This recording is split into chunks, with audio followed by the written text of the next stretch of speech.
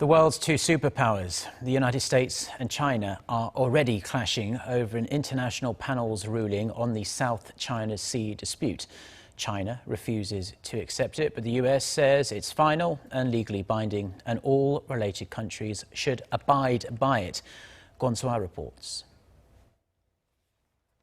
The ruling on the South China Sea dispute is final and legally binding on both China and the Philippines.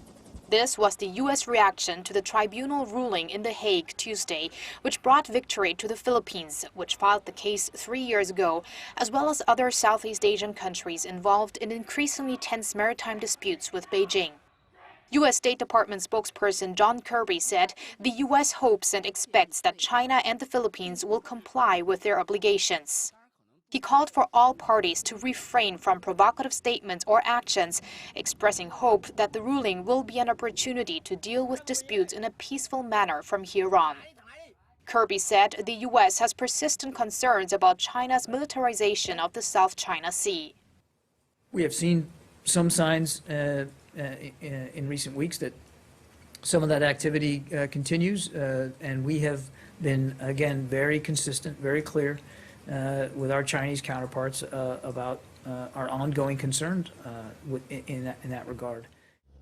Those concerns may linger, though, and even grow into bigger diplomatic rows, as China, which did not attend Tuesday's tribunal, immediately repeated its stance that it won't comply with the ruling.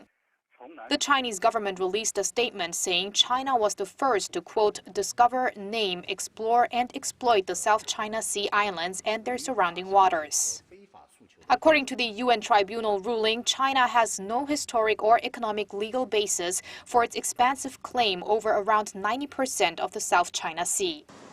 South Korea's foreign ministry said Wednesday it's taking notice of the ruling and hopes that through this momentum, the South China Sea dispute will be settled through peaceful and creative diplomatic efforts.